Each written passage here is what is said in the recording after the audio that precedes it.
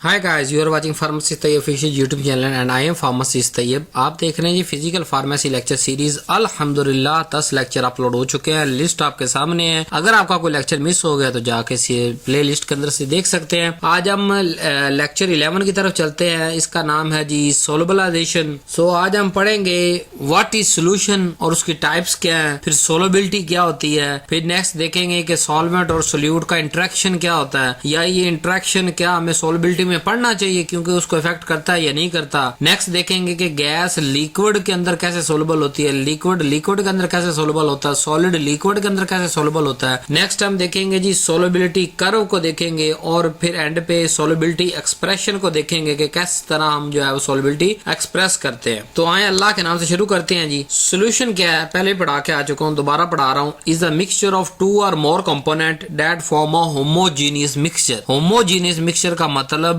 ऐसा मिक्सचर जो एक दूसरे से अलग ना हो सके, यानी 50% वो 50% वो दोनों इस तरह मिक्स हो गए हैं कि वो 100% बन गए हैं। अब उसका एक ये नहीं हो सकता कि सोल्यूट को आप अलग कर लें, सॉल्वेंट को अलग कर लें, या वो खुद ही से बड़ा बड़ा अलग हो जाए। अगर वो खुद ही अलग हो जाए बड़ा बड़ा रूम टेम्परेचर पे तो उसको हम सोल्यूशन नहीं कहेंगे, उसको कोई और नाम देंगे, सस्पेंशन, इमल्शन, किसी और चीज का नाम। सोल्यूशन का मतलब ये कि जब मिक्स कर दिया हमने उसके बाद वो एक खास टेम्परेचर खास प्रेशर पर वो होमोजीनियस मिक्सचर ही रहेगा, ना उसका सोल्यूट नीचे बैठेगा ना उसका सोल्यूट ऊपर तैरेगा। वो एक ऐसे होमोजेनियस मिक्सचर को हम क्या कहते हैं कि सोल्यूट और सॉल्वेंट आपस में बहुत 100% तक मिक्स हो गए एक दूसरे के अंदर। तो इसके अंदर हमारे पास कंपोनेंट कौन से होते हैं? सोल्यूट होता है या एक से ज्यादा सोल्यूट्स हो सकते हैं, सॉल्वेंट होता है या एक से ज्यादा सॉल्वेंट हो सकते हैं। अब टाइप ऑफ सोल्यूशन वहां से डिटेल से मैं पढ़ा के आ चुका हूँ पीछे सोल्यूशन वाले लेक्चर के अंदर, लेकिन यहाँ मैं आपको पढ़ाना चाह रहा हूँ बेसिस ऑफ कंसंट्रेशन के सोल्यूशन कितनी टाइप है। कंसंट्रेशन की बुनियाद पे 3 टाइप है हमारे पास, अनसैचुरेटेड, सैचुरेटेड और सुपर सैचुरेटेड। अनसैचुरेटेड की अगर बात करें, the solution in which more amount of solute can be dissolved at certain temperature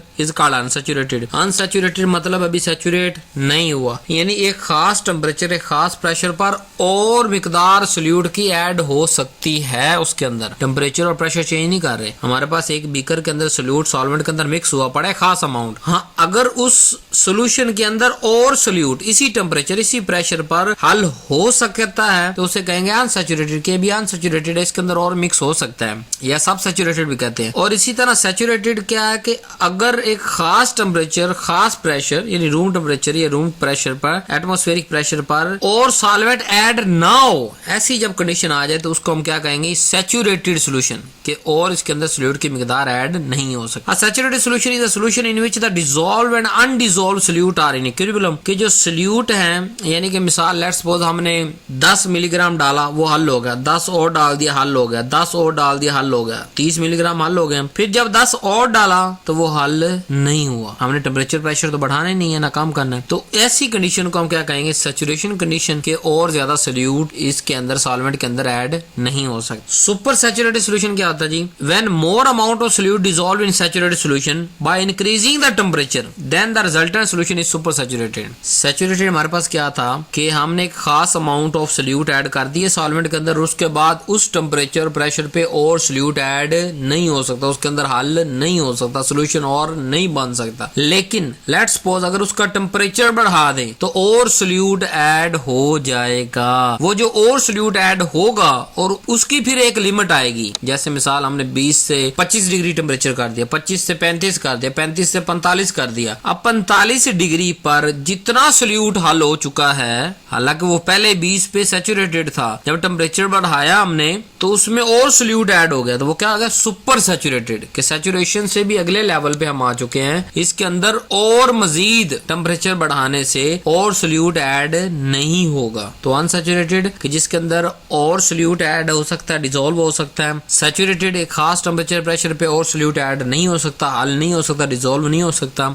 super saturated के जो सैचुरेटेड सोल्यूशन था उसका जब टेम्परेचर बढ़ाया तो उसके अंदर और सोल्यूट ऐड होगा, लेकिन फिर भी उसकी एक लिमिट आई, जब उसने भी इनकार कर दिया कि टेम्परेचर बढ़ाने के बाद मतलब 5 मिलीग्राम 10 मिलीग्राम और हल हो गया, उसके बाद वो ऐड हो नहीं हो सकता, तो वो फाइनल जो सोल्यूशन होगा उसको कहेंगे सुपर सैचुरेटेड सोल्यूशन। इसी तरह एक टाइप ऑफ सोल्यूशन बढ़ाता हूँ दूसरी तरह की, वो है हमारे पास फिजिकल स्टेट की बुनियाद पे, जो आज हमने डिस्कस करनी है कि गैस इन गैस सोल्यूशन, जैसे कि हवा हमारे पास क्या है, गैस इन गैस सोल्यूशन है कि ऑक्सीजन नाइट्रोजन के अंदर मिक्स हुई है ना, इन दोनों गैस ही है ना, और एयर बनी और बहुत सी गैसें इसमें मिक्स हुई हैं, गैस इन गैस। दूसरा आ गया गैस इन लिक्विड, जैसे कार्बोनेटेड ड्रिंक, ये जो है बाहर से पेप्सी कोक वगैरह में मिलते हैं, उसके अंदर होता है वो पानी है और उसके अंदर हम क्या चीनी होती है और उसके अंदर कार्बन डाइऑक्साइड मिक्स किया होता है, तो क्या है गैस इन वाटर। लिक्विड की बात करें, अल्कोहल को वाटर के अंदर हम डिसोल्व करके सोल्यूशन बना लेते हैं और अच्छे से हल हो जाता है, वो लिक्विड की सोल्यूशन है। सॉलिड इन लिक्विड की बात करें, NaCl सॉलिड है,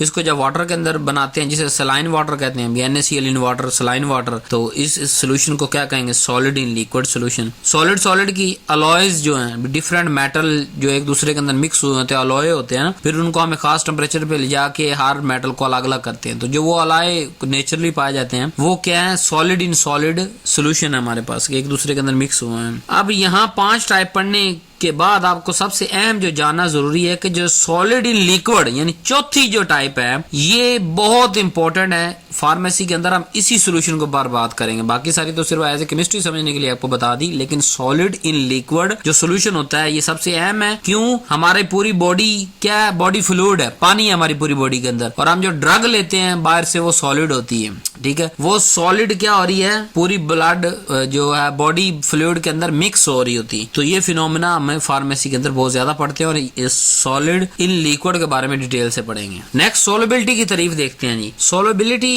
कहता है कि maximum amount of solute that can dissolve in a solvent, कि ज्यादा से ज्यादा जितनी मिकदार एक सोल्यूट की सॉल्वेंट के अंदर मिक्स हो सकती है उसको मिक्स करना एक खास टेम्परेचर और प्रेशर पर, यानी खास टेम्परेचर और प्रेशर की हम मिकदार लगाएंगे कि 1 atm 1 atmospheric pressure plus 25 degree room temperature पे इसकी सोलबिलिटी इतनी है। क्यों? क्योंकि जैसे टेम्परेचर बढ़ेगा और सोल्यूट अंदर डिसॉल्व हो जाएगा और हो जाएगा, फिर वो सोलबिलिटी की मिकदार बढ़ती चली जाएगी। लिहाजा सोलबिलिटी के अंदर हम क्या कह रहे हैं कि खुदारा टेम्परेचर और प्रेशर को रिमेन कॉन्स्टेंट रखना है, स्पेसिफिक रखना है, एक खास टेम्परेचर और प्रेशर की बात करनी है उसका सोल्यूशन बनाते हुए, उस पे जितनी ज्यादा से ज्यादा ड्रग या सोल्यूट जो है, drug as a solute, solid liquid है ना, ड्रग इन सॉल्वेंट जो है वो मिक्स हो सकती है, उसको क्या कहेंगे, सोलबिलिटी कहेंगे, किसकी इतनी मिकदार सॉलिड की लिक्विड के अंदर मिक्स हो सकता है। फैक्टर कौन से हैं जी? पहला है nature of solute and solvent, के सोल्यूट और सॉल्वेंट की नेचर क्या है, क्या वो पोलर है, नॉन पोलर है, तो आपने 9वीं क्लास के अंदर पढ़ा होगा ना, लाइक डिसॉल्व लाइक, अगर पोलर है तो वो पोलर में होंगे, नॉन पोलर में होंगे, तो ये फैक्टर इफेक्ट करता है। नेचर ऑफ सोल्यूट क्या और नेचर ऑफ सॉल्वेंट क्या है। टेम्परेचर पढ़ा चुका हूं आपको, टेम्परेचर बढ़ने से मोस्ट ऑफ केसेस के अंदर सोलबिलिटी बढ़ती है। प्रेशर ज्यादातर ये गैसेस के लिए एज ए फैक्टर के तौर पे काम करता है, जब गैस किसी चीज के अंदर मिक्स कर रहे हैं तो प्रेशर बढ़ाएंगे तो गैस और मिक्स हो जाएगी। पार्टिकल साइज की बात करें सॉलिड इन लिक्विड की, कि सॉलिड इन लिक्विड सोल्यूशन के अंदर सॉलिड के पार्टिकल जितने छोटे होंगे उतनी ज्यादा और उतनी अच्छा डिसॉल्व हो जाएगा। पीएच और मीडियम बड़ा ही सेंसिटिव फैक्टर है, मतलब कोई अगर एक सोल्यूट 5.7 पीएच पे वो मिक्स हो रहा है ना, सोल्यूशन बना रहा है, 5.8 पे नहीं होगा, 5.5 पे नहीं होगा, तो एक 0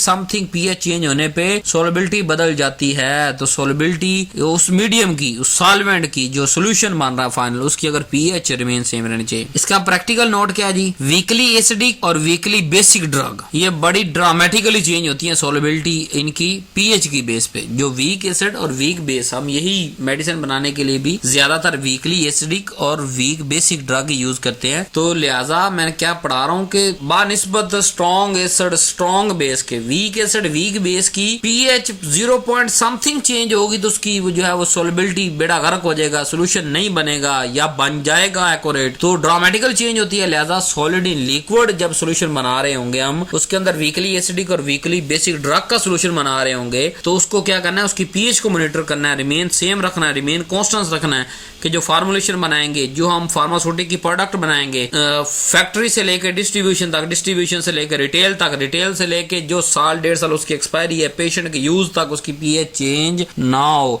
चाहे हमें उसके अंदर बफर डालने पड़े, हमें और 100 चीजें डालनी पड़े, लेकिन पीएच उसकी रिमेन सेम रहे। नेक्स्ट टॉपिक पढ़ते हैं जी, सॉल्वेंट और सोल्यूट इंटरेक्शन का। क्या सोल्युबिलिटी के अंदर इस टॉपिक की कोई अहमियत है या इसको पढ़ना चाहिए, इसको जेरे नजर या मद्दे नजर रखना चाहिए? अच्छा, इंटरेक्शन की बात करते हैं। इंटरेक्शन तो फिर बड़ा पढ़ना जरूरी है। क्यों? हम कह रहे हैं होमोजीनियस मिक्सचर के सोल्यूट सॉल्वेंट के अंदर 100% डिसॉल्व हो जाए अपनी शख्सियत को खो के, ना सोल्यूट रहे ना सॉल्वेंट रहे, दोनों मिलकर सोल्यूशन बन जाए। 100% डिसॉल्व्ड को होमोजीनियस मिक्सचर को सोल्यूशन कहते हैं। तो जब इंटरेक्शन पढ़ेंगे तो हमें पता चलेगा कि ये सोल्यूशन बन भी रहा है कि नहीं बन रहा, होमोजीनियस है भी या नहीं है। ठीक है, तो टाइप ऑफ इंटरेक्शन 4 9वीं क्लास से पढ़ते हुए आ रहे हैं आप। नंबर 1, आयन डाइपोल इंटरेक्शन, एक तरफ आयन होगा, दूसरी तरफ डाइपोल बना होगा, वो इंटरेक्शन होगा। जैसे NaCl को जब पानी के अंदर डिसॉल्व करते हैं तो NaCl आयन बनाता है और वाटर पे, जो वाटर के मॉलिक्यूल पे पोलैरिटी होती है, तो एक दूसरे को बॉन्डिंग करके NaCl डिसॉल्व हो जाता है और होमोजीनियस सोल्यूशन बनाता है। फिर दूसरा, हाइड्रोजन बॉन्डिंग बाद सोल्यूशन के अंदर, जैसे एथेनॉल वाटर के अंदर क्या करता है, हाइड्रोजन बॉन्डिंग बना के डिसॉल्व हो जाता है। वंडर वाल फोर्सेस, वीक फोर्सेस जो इंटरेक्शन क्रिएट करती हैं। फिर डाइपोल इंटरेक्शन के दोनों जो हैं, पहले में आयन डाइपोल था कि एक आयन बन गया यानी पॉजिटिव या नेगेटिव, तो दूसरा डाइपोल 2 पोल थे उस पे। अब यहाँ डाइपोल यानी दोनों पे 2 पोल है, पॉजिटिव और नेगेटिव, सोल्यूट पे भी सॉल्वेंट पे भी, तो वो डिसॉल्व होते हैं। तो इंटरेक्शन पढ़ना बड़ा जरूरी है ताकि हम इस बात तक पहुंच सके कि सोल्यूशन वाकई बना है या नहीं बना, या कितना होमोजीनियस है या नहीं है। क्लिनिकल इंसाइट यहाँ पे क्या मैंने लिखा हुआ जी, poor solubility can lead to poor availability, यानी अगर सपोज करें किसी ड्रग की सोल्युबिलिटी नहीं है तो क्या वो बायो अवेलेबल यानी खून तक पहुंचेगी? नहीं पहुंचेगी। उसकी सोल्युबिलिटी अच्छी होगी तो ही, मिसाल आपने टैबलेट खाई, टैबलेट अंदर जाकर डिसॉल्व होगी, किसके अंदर? स्टमक के सॉल्वेंट के अंदर, और वो टैबलेट क्या है? सॉलिड है, सॉलिड लिक्विड आ गया ना, ठीक है। उस सॉलिड लिक्विड सॉल्यूशन के अंदर अगर सॉल्युबिलिटी नहीं होगी, वो स्टमक या गट के जो लिक्विड है, गट लिक्विड, उसके अंदर वो डिसॉल्व ही नहीं हो रहा, सोल्यूबल नहीं हो रहा, तो क्या वो बाईपास करेगा स्टमक की दीवार को, या इंटेस्टाइन, जो स्मॉल इंटेस्टाइन वहां से गुजर के ब्लड तक पहुंच सकता है? तो सोल्युबिलिटी अगर पुअर है, वो सोल्यूशन नहीं बना हुआ, या उसकी सोल्युबिलिटी बहुत ज्यादा पुअर है, तो क्या होगा? वो डिसॉल्व नहीं हो पाएगा। डिसॉल्व नहीं होगा तो ब्लड तक नहीं जाएगा, ब्लड तक नहीं जाएगा, हम कहेंगे बायोअवेलेबल कम है इसकी। सो जो फार्मूलेशन साइंटिस्ट होता है वो ओपन मॉडिफाई कर रहा होता है सोल्यूट और सॉल्वेंट के इंटरेक्शन को, यानी अक्सर जाके कोई भी हमने साशे बनाना है, गोली बनानी है, कैप्सूल बनाना है, इंजेक्शन बनाना है, हम इसी जो कंसेप्ट सॉल्वेंट और सोल्यूट के, उसके अंदर कौन कौन से सोल्यूट है, कौन कौन से सॉल्वेंट है, तो उनका इंटरेक्शन क्या है, वो क्या आयन डाइपोल है, क्या हाइड्रोजन बॉन्डिंग है, क्या वंडर वाल फोर्स है, क्या डाइपोल इंटरेक्शन है, या किस तरह का इंटरेक्शन उनके अंदर है। अगर वो सोल्यूशन बना रहे हैं तो अगर सोल्युबिलिटी कम है तो इनमें से किसी एक पे वर्क करके उसकी सोल्युबिलिटी बढ़ाएगा ताकि ज्यादा सोल्युबल हो, ज्यादा बायोअवेलेबल हो। सो बड़ा जरूरी है सॉल्वेंट और सोल्यूट की इंटरेक्शन। अब जो मैंने 3 टाइप्स आपको बताई थी मेन, के गैस लिक्विड के अंदर, और जो है वो हम पढ़ते हैं solubility of gases in liquid. अब ये फिनोमेना भी तो आपको पता होना चाहिए ना, क्योंकि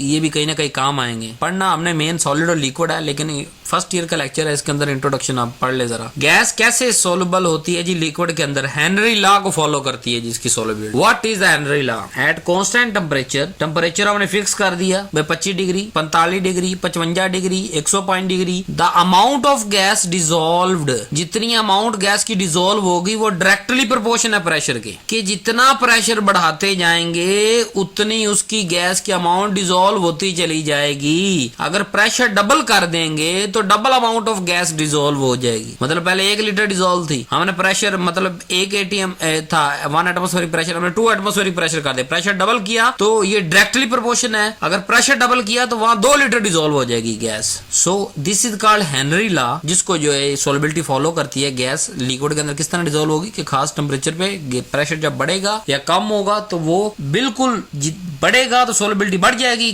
कम होगा तो सोल्युबिलिटी उस गैस की कम हो जाएगी। मिसाल ऑक्सीजन डिसॉल्व इन ब्लड, क्या हमारे जो ब्लड के अंदर ऑक्सीजन कैसे डिसॉल्व है? गैस इन लिक्विड सोल्यूशन बना रही है ना, हमारा ब्लड जो है वो सॉल्वेंट है, ऑक्सीजन क्या सोल्यूट है, सोल्यूट सॉल्वेंट के अंदर सोल्यूशन बना रहा है, तो oxygen dissolve in blood, gas in liquid का फिनोमेना है। इसी तरह कार्बन डाइऑक्साइड सोडा बोतल के अंदर होता है, हम ज्यादा प्रेशर लगा के ज्यादा गैस अंदर सोल्युबल करके भेजते हैं, ठीक है। इंपॉर्टेंट फैक्टर अब क्या है मेन इसके, प्रेशर बढ़ाएंगे सोलबिलिटी बढ़ेगी, बट टेम्परेचर बढ़ाएंगे सोलबिलिटी कम होगी। क्यों? क्योंकि मैंने डेफिनेशन के अंदर कहा कि टेम्परेचर कांस्टेंट रखना है, लेकिन अब मैं बात कर रहा हूं टेम्परेचर की। अगर टेम्परेचर बढ़ाएंगे गैस इन लिक्विड कंडीशन के अंदर तो इसकी सोलबिलिटी कम होगी। गैस इन लिक्विड सोल्यूशन के अंदर की बात कर रहा हूं। अगर सॉलिड इन लिक्विड की बात करूंगा तो क्या होगा, टेम्परेचर बढ़ाने से सोलबिलिटी बढ़ेगी, इसलिए लिखा ऑपोजिट ऑफ सॉलिड। कि दोनों को याद रखना है। यहाँ पे कंपैरिजन आपको बता रहा हूँ कि गैस इन लिक्विड सॉल्यूशन अगर है तो प्रेशर बढ़ाने से सोलबिलिटी कम हो रही है, अगर सॉलिड इन लिक्विड है तो टेम्परेचर बढ़ाने से सोलबिलिटी बढ़ेगी। रियल वर्ल्ड फार्मेसी एग्जांपल देता हूँ आपको। Oxygen therapy in hyperbaric chamber use increase pressure to increase oxygen solubility in blood. क्या हम जैसे चैम्बर के अंदर ऑक्सीजन की मिकदार बढ़ाते हैं, उसका प्रेशर बढ़ाते हैं, तो क्या होता है, जो पेशेंट मरीज अंदर पड़ा होता है उसको ज्यादा ऑक्सीजन जो है उसके ब्लड के अंदर चली जाती है। तो हम इस्तेमाल करते हैं ना गैस इन लिक्विड के फिनोमेना को, हेनरी लॉ। अब दूसरा आ गया जी लिक्विड इन लिक्विड। तीन तरह की टाइप होती है जी लिक्विड। जब लिक्विड के अंदर मिक्स होता है, सोल्यूशन बनाता है, पहला कंप्लीटली मिसिबल यानी कि 100% मिक्स हो गया, जैसे एथेनॉल वाटर के अंदर। दूसरा होता है पार्शली मिसिबल के लिमिटेड सी सोलबिलिटी होती है, कोई 100% नहीं होता। फिनोल वाटर के अंदर जो डिजोल्व होता है तो उसको हम कहते हैं पार्शली मिसिबल लिक्विड। इमिसिबल के दोनों मिक्स नहीं हो सकते, वो है ऑयल इन वाटर। कभी ऑयल इन वाटर, ऑयल ऊपर तैर जाता है, जैसे पानी के अंदर ऑयल डालते हैं, जितना मर्जी आप फेंटी जाओ, जब उसको छोड़ोगे ऑयल ऊपर तैर आएगा। तो ऑयल इन वाटर की एग्जांपल क्या है कि ये डिसॉल्व नहीं होता, यानी इमिसिबल, डिसॉल्व ही नहीं होते सोल्यूट और सॉल्वेंट। पार्शली मिसिबल यानी लिमिटेड, कुछ मिकदार हो जाती है, जैसे फिनोल वाटर के अंदर हो जाता है। कंप्लीटली मिसिबल का 100% एथेनॉल वाटर के अंदर। अब ये हम लिक्विड इन लिक्विड, पीछे गैस इन लिक्विड की मिसाल दी, हम कैसे इस्तेमाल करते हैं। हम लिक्विड इन लिक्विड की मिसाल देता हूँ। इमल्शन इमिसिबल लिक्विड होते हैं, क्रीम लोशन ये सारे क्या इमिसिबल लिक्विड होते हैं। अब होता क्या है, इमिसिबल लिक्विड होने की वजह से हम उसके अंदर क्या डालते हैं, इमल्सिफाइंग एजेंट डालते हैं, दूसरी ऐसी चीजें डालते हैं कि वो मिक्स रहे, अलग अलग ना हो। पढ़ने का समझ आ गया। अगर आपको पता ही ना होता कि इमिसिबल लिक्विड क्या है, मतलब जो एक दूसरे के अंदर डिसॉल्व नहीं हो सकते, तो क्या आप इमल्शन बना सकते थे? नहीं बना सकते थे। इसीलिए आपको लिक्विड इन लिक्विड की सोलिबिलिटी पढ़ा रहा हूँ ताकि बेसिक कांसेप्ट आपके पास हो। नेक्स्ट हमारे पास है जी सॉलिड इन लिक्विड, जो आपको बताया सबसे अहम है और हम पूरी 5 साल के अंदर पढ़ेंगे। Most important for drug dissolution absorption. क्या मैंने काफी सारी मिसालें दे दी, जैसे बॉडी फ्लूइड लिक्विड है, जो टैबलेट जा रही वो सॉलिड है। मैदे के अंदर जो है ये गट लिक्विड है, सॉल्वेंट है, उसके अंदर जो टैबलेट हम डिसॉल्व करें वो सॉलिड। सॉलिड लिक्विड जो है वो मोस्ट कॉमनली यूज होता है। फैक्टर कैसे इसके अफेक्ट करते हैं। Number 1 temperature. टेम्परेचर बढ़ाने से सोलबिलिटी बढ़ेगी, क्योंकि आपको पढ़ा के आ चुका हूँ। गैस के अंदर टेम्परेचर बढ़ाने से सोलबिलिटी कम हुई थी, सॉलिड लिक्विड सोल्यूशन के अंदर टेम्परेचर बढ़ाने से सोलबिलिटी बढ़ेगी। अब यहाँ एक और मुसीबत भी है, क्रिस्टल फॉर्म की भी। सॉलिड लिक्विड को जब मिक्स करते हैं तो क्रिस्टल फॉर्म जो है ये मसला आता है, यानी कि बाद पॉलीमॉर्फ, एक से ज्यादा शक्लें होती है क्रिस्टल की, और कुछ एमॉर्फस होते हैं कि जिसकी कोई खास शक्ल नहीं होती। यानी क्रिस्टल किसे कहते हैं कि एक खास पैटर्न रिपीट हो रहा हो, उसको हम कहेंगे क्रिस्टल, ठीक है। और अगर पैटर्न की समझ ही नहीं आ रही, बेढंगा है, जो है उसकी कोई समझ नहीं आ रही, उसको कहेंगे एमॉर्फस। अब जो अगर क्रिस्टल फॉर्म में है या एमॉर्फस है, तो उसकी कैसे हम करेंगे कि जो एमॉर्फस होते हैं वो जल्दी डिसॉल्व हो जाते हैं क्रिस्टल की निस्बत। यानी अगर मतलब किसी सल्फर की मिसाल ले लेते हैं, किसी भी एक एलिमेंट की मिसाल ले लें, अगर उस सॉलिड की अमॉर्फस फॉर्म लेंगे सेम सॉलिड की, वो ज्यादा जल्दी डिसॉल्व हो जाएगी एज कंपेयर टू उसकी कोई क्रिस्टलाइन फॉर्म। क्रिस्टलाइन फॉर्म भी एक से ज्यादा हो सकती है ना उसकी, लेट्स सपोज 3 क्रिस्टल फॉर्म है, एक अमॉर्फस फॉर्म है। जो अमॉर्फस फॉर्म होगी वो जल्दी डिसॉल्व हो जाएगी, ज्यादा डिसॉल्व हो जाएगी क्रिस्टल की शक्ल। तो ये फिनोमेना याद रखना है। पार्टिकल साइज, जितना स्मॉल पार्टिकल साइज होगा उतना उसका सरफेस एरिया सोल्यूट का या सॉलिड का ज्यादा होगा लिक्विड के साथ, तो उतनी डिसोल्यूशन फास्ट होगी। पार्टिकल साइज को हमने रिड्यूस करना है। पीएच क्रूशियल है आयोनाइजेबल ड्रग के लिए। मैं पढ़ा के आ रहा हूं कि वीकली एसिडिक, वीकली बेस अगर ड्रग है तो वहां पीएच बड़ा ड्रामेटिकल चेंज लाती है। यानी 6.7 पे तो वो डिसॉल्व है, 6.8 पे वो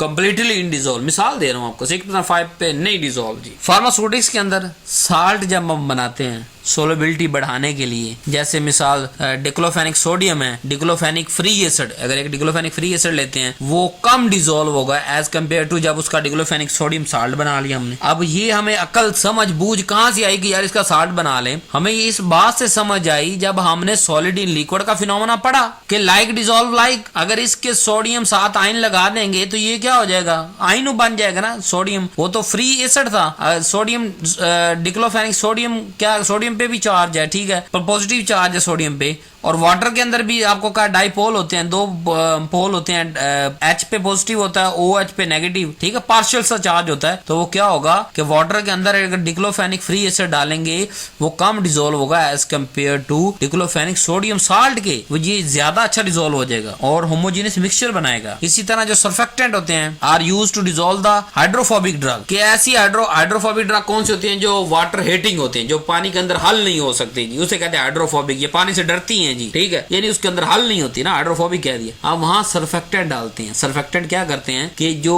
हाइड्रोफोबिक ड्रग के पार्टिकल्स हैं उनके जो चारों साइडें हैं वहां पे एक बारीक सी पतली सी लेयर बना देते हैं सर्फेक्टेंट। अब वो लेयर क्या होती है, वो पार्शली चार्ज होती है। तो वाटर पहले डाइपोल है, यानी कि वो ऑक्सीजन पे नेगेटिव चार्ज, हाइड्रोजन पे पॉजिटिव चार्ज। तो जैसे वो हाइड्रोफोबिक ड्रग के चारों तरफ सर्फेक्टेंट गया और बारीक लेयर बनाई और कोई थोड़ा सा जो है वो म्यूट सा चार्ज उसके ऊपर आया, तो वो क्या होगा, हाइड्रोफोबिक की निस्बत जो सर्फेक्टेंट डालेंगे, सर्फेक्टेंट डालने की मौजूदगी में हाइड्रोफोबिक ड्रग भी वाटर के अंदर ज्यादा अच्छी सोलुबल हो जाएगी। तो इसलिए सॉलिड लिक्विड का ये फिनोमेना पढ़ा रहा हूँ कि टेम्परेचर को भी सामने रखना है, क्रिस्टल फॉर्म को भी, अमोर्फस फॉर्म को, पार्टिकल साइज को, pH. So pharmacist you are the real hero of the medicine. अगर सिंथेटिक मेडिसिन आज किसी भी शक्ल के अंदर आपको नजर आ रही है और उसकी इतनी इंप्रूव और जदीद से जदीद आ रही है, तो इसे सिर्फ आप लोग जो फार्मासिस्ट हैं इनकी वजह से आ रही है। कितनी ब्रीक और डीप रूटेड बातों पे आप वर्क कर रहे हैं और नए से नए जो है, पहले किसी जमाने में हो सकता है डिक्लोफेनिक फ्री एसिड यूज होता हो और वो जब उसका इंजेक्शन मिसाल लगता होगा, मिसाल दे रहा हूं, तो वो क्या होगा कि वो जगह सूज जाती होगी, फूल जाती होगी, 2-2 हफ्ते बंदा हाथ लेके फिरता।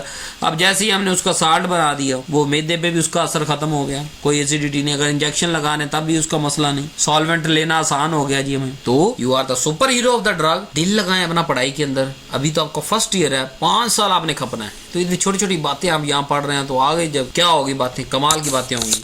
और you are the formulation scientist, आपने फार्मूलेशन डिजाइन करनी है। नेक्स्ट टॉपिक है जी सॉल्युबिलिटी कर्व। बड़ा ही आसान सिंपल सा टॉपिक है। यहाँ इसलिए डाला है कि बाद दफा बच्चों को फर्स्ट ईयर सेकंड ईयर के अंदर सॉल्युबिलिटी कर्व समझ नहीं आती, रट्टा लगवाते हैं। बब्बर शेर है हमारे master, India, Pakistan, UK, USA, इन सारे मुल्कों के अंदर क्या कहाँ जो है स्टडी के अलावा रह ही नहीं गया। तो सॉल्युबिलिटी कर्व पढ़ते हैं। Solubility curve is a graph that show how the solubility substance change with temperature. कि सॉल्युबिलिटी कर्व कोई बड़ी चीज नहीं है, ये ग्राफ है, एक ग्राफिकल रिप्रेजेंटेशन है कि ग्राफ के ऊपर कोई चीज ड्रा की होगी। क्या ड्रा किया हुआ है कि किसी भी सब्सटेंस की सॉल्युबिलिटी टेम्परेचर के हिसाब से कितनी चेंज हो रही है। मिसाल 2 डिग्री टेम्परेचर बढ़ाया तो सॉल्युबिलिटी कितनी होगी, 3 टेम्परेचर बढ़ाया तो कितनी होगी, 30 डिग्री टेम्परेचर पर कितनी होगी सॉल्युबिलिटी।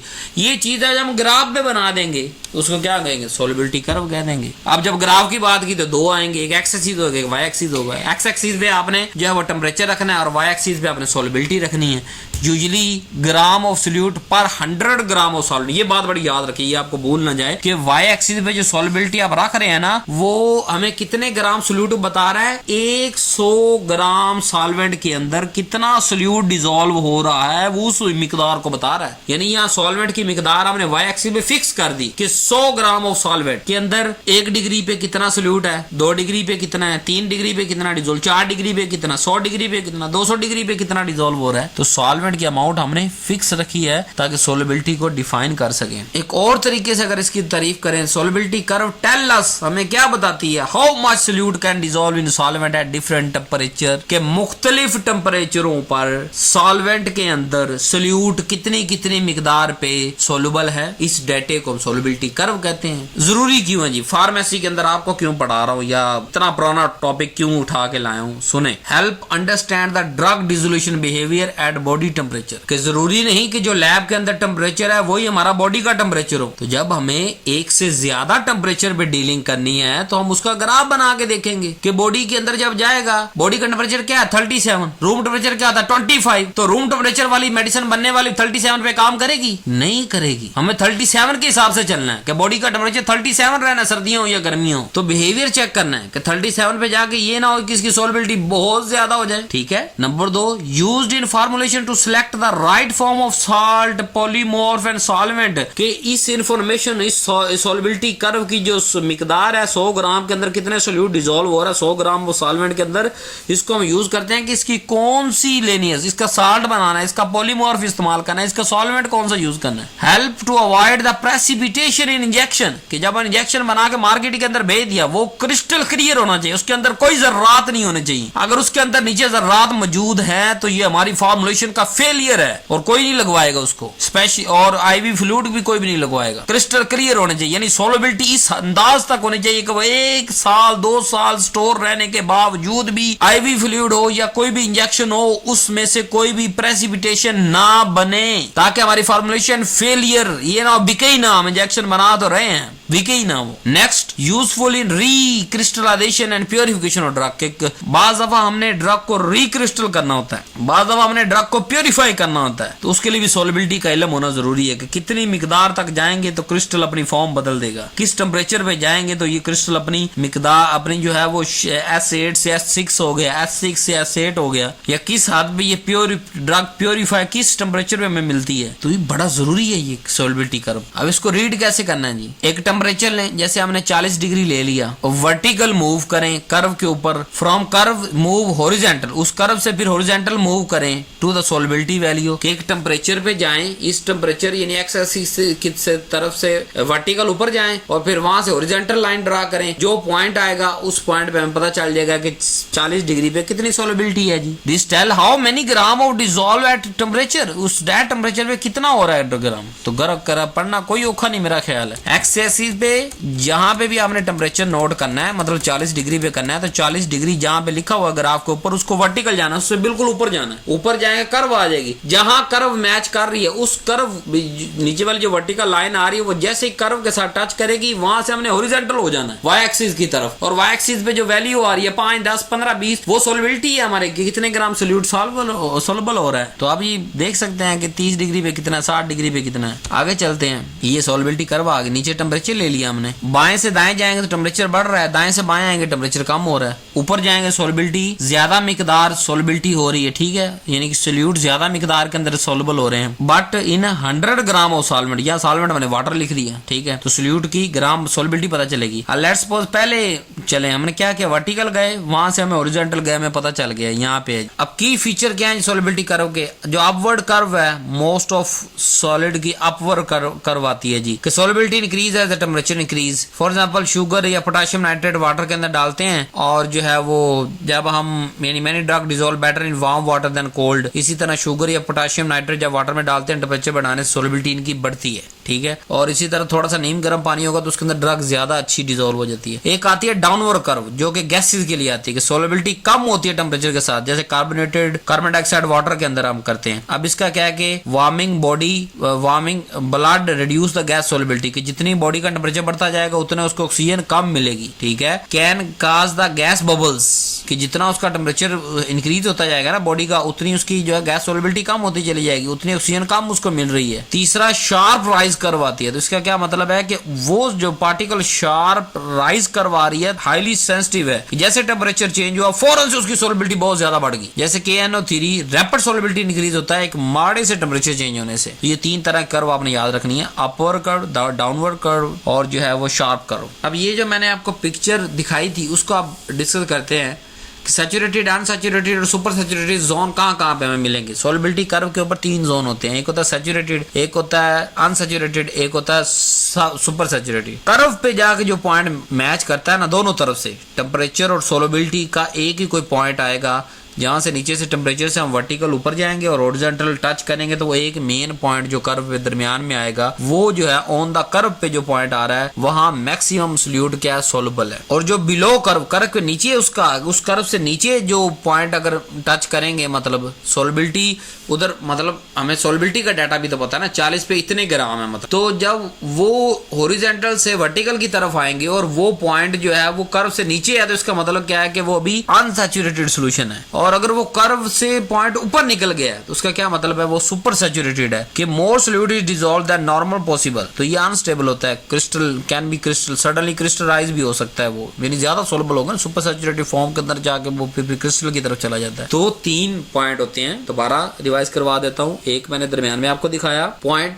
वहां पे यानी कि नीचे से जब वर्टिकल गए और हॉरिजॉन्टल हमने टच की, जो सोलिबिलिटी का पॉइंट हमें पता ना 40 पे इतनी सोलिबिलिटी आ गई, वो जो 40 पे इतनी सोलिबिलिटी आई और वो पॉइंट जो है वो लेट्स सपोज 40 था उसका, और वो ग्राफ के ऊपर उस कर्व के ऊपर टच किया है, वो है उसकी सैचुरेशन सोल्यूशन के यहाँ पे जितनी मिकदार ये सैचुरेटेड है। अब उससे हम नेक्स्ट रीडिंग ली मदर टेम्परेचर की, तो वो सोलिबिलिटी का यानी टेम्परेचर कम करने से सोलिबिलिटी कम होगी ना। जब सोलिबिलिटी कम होगी टेम्परेचर कम करने से, तो क्या होगा, वो जो पॉइंट आएगा जो कर्व से नीचे होगा वो सारा अनसैचुरेटेड है कि अभी और ऐड हो सकता है सोल्यूट, और जो लाइन ड्रा करे और पॉइंट ऊपर निकल जाए कर्व से, उसका मतलब ये सुपर सैचुरेटेड हो सकता है कि इसके बाद आगे ये क्रिस्टल फॉर्म में चेंज हो जाए। और super saturation can increase bioavailability of poorly soluble drug but must be stable with polymer. अगर फॉर्म हम इस्तेमाल कर लें तो स्टेबल होता है। लास्ट टॉपिक जी, solubility expression. The USP list the solubility of drug as the number of ml of solvent in the 1 gram of solute will dissolve. Next और लास्ट टॉपिक देखते हैं जी, what is the solubility expression. हमारे पास एक होती किताब होती है United state of pharmacopoeia USP, उसके अंदर सोलिबिलिटी की ये तारीफ दी गई है कि कितने ml ऑफ सॉल्वेंट इन विच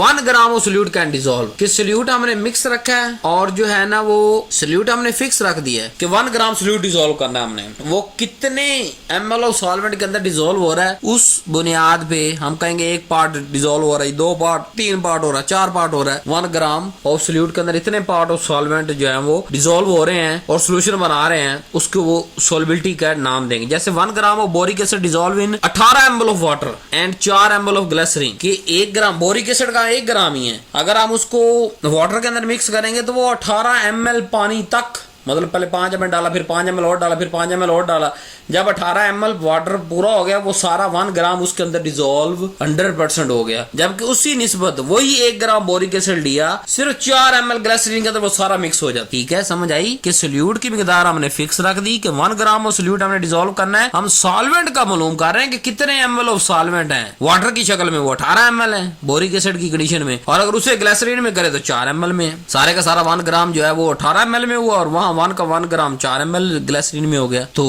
आए देखते हैं जी टर्म हम जो यूज करते हैं जी, very soluble, freely soluble, soluble, sparingly soluble, slightly soluble, very slightly soluble, practically insoluble, ये टर्में बड़ी आती हैं। अभी से याद कर लें, 5 साल आपको इजी रहेंगे, मुख्तलिफ सब्जेक्ट फार्मास्यूटिक्स के आती रहेंगे, और जो है पीपीएससी या कोई भी टेस्ट या कोई भी इंटरव्यू के अंदर कम से कम 1 सवाल ये वाला पक्का है आपका जी, याद कर लें। कि आपको कहेंगे जी सोलिबिलिटी की क्या रेंज है। अब इसको मैं समझाता हूँ आपको कि part of solvent required to 1 gram 1 part of solute, कि हम वो सोल्यूट का पार्ट फिक्स कर दिए 1 ग्राम 1 ml, मतलब लिक्विड है तो 1 ml, सॉलिड है तो 1 ग्राम। ठीक है, अब सॉल्वेंट के ml मालूम करने हैं हमने। वेरी सोलबल उसे कहते हैं जो कि 1 पार्ट सोल्यूट का हो और सॉल्वेंट के 1 पार्ट के भी कम के अंदर डिसॉल्व हो, लेस देन 1 पार्ट। ठीक है, फ्रीली सोलबल का ये मतलब 1 से लेके 10 पार्ट, जैसे 1 ग्राम बोरिक एसिड ग्लिसरीन के अंदर फ्रीली सोलबल है क्योंकि सिर्फ 4 ml ना, यानी कि 10 से कम ही आया ना, 4 पार्ट्स ग्लिसरीन के अंदर वो डिसॉल्व हो गया। तो अगर 1 ग्राम बोरिक एसिड की तारीफ करेंगे तो हम कहेंगे 1 gram of boric acid is freely soluble in glycerin. But अगर हम उसको बात करेंगे वाटर के अंदर, तो वाटर के अंदर वो क्या है, फ्रीली सोलबल नहीं है, क्योंकि वहां 18 ml यानी 18 पार्ट लगे वाटर के। तो वो नेक्स्ट रेंज 10 से 30 तक इसके अंदर आएगा कि boric acid is soluble in water. Definition बदल गई ना, boric acid is freely soluble in glycerin but soluble in water, क्योंकि वाटर 18 ml है, वो 10 से 30 की रेंज में आ रहा है, और वो 4 ml है, वो 1 से 10 पार्ट के अंदर आ रहा है। इस तरह आपने डेफिनेशन करी। फ्रीली जो है वो 30 से 40 100 पार्ट, स्लाइडिंग सोलुबल 100 से 1000, 1000 से 10,000 और 10,000 से ज्यादा हो, मतलब 1 ग्राम हमने सोल्यूट लिया और 10,000 ml हम लिक्विड डाल दिया, फिर भी सोल्यूट बीकर के नीचे पड़ा हुआ है, उसका मतलब वो प्रैक्टिकली इनसोलुबल है। ऐसे सॉल्वेंट को इस्तेमाल करने की जरूरत नहीं है, जाया करने। ठीक है, इससे हमें सॉल्वेंट का अंदाजा होता है कि कौन सा सॉल्वेंट लेना है हमने। So love you so much. Video को लाइक करें, शेयर करें, कमेंट करें और अपने फेलोज के साथ शेयर करें। इंशाल्लाह ये सीरीज बड़ी जल्दी कंप्लीट होने वाली है। अल्लाह हाफिज।